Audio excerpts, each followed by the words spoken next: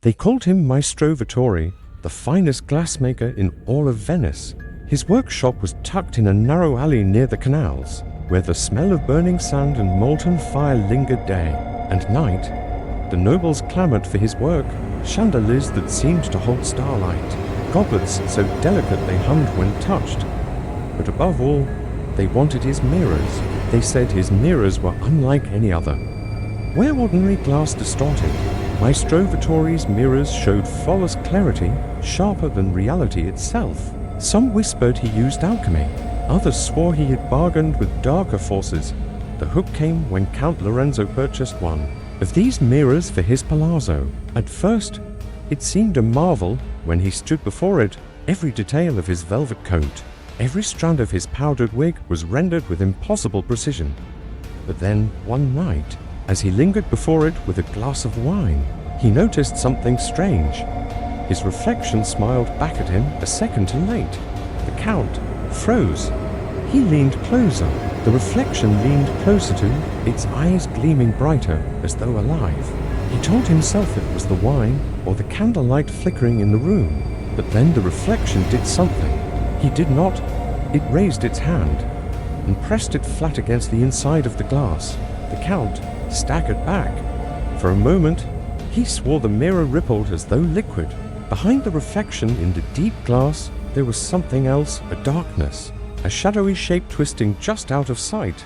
The next day, he summoned Maestro Vittore.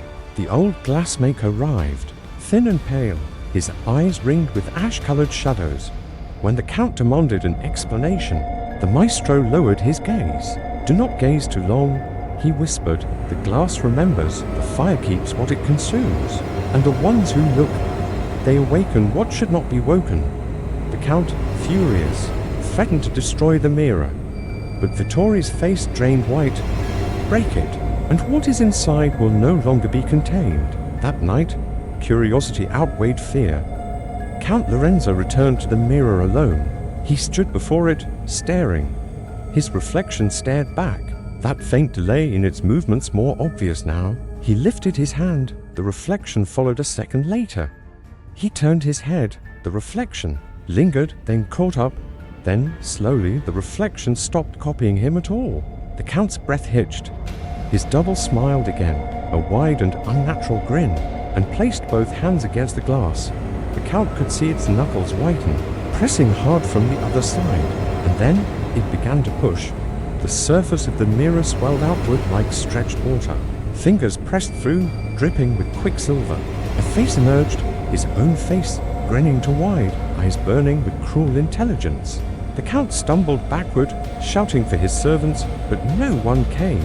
He grabbed a chair and smashed it against the mirror, shattering the glass into 1,000 pieces. Silence. The Count dropped the chair, gasping.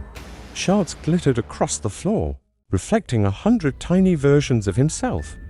Relief swept through him. The thing was gone, until the reflections began to move.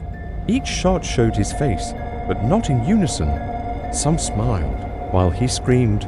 Some turned their heads when he stood still. One shard showed his reflection walking away into the distance of the glass. Another pressed its hands against the edges of the fragment, as though trapped. And then, in one shard, he saw himself standing directly behind him. The Count whirled, but the room was empty.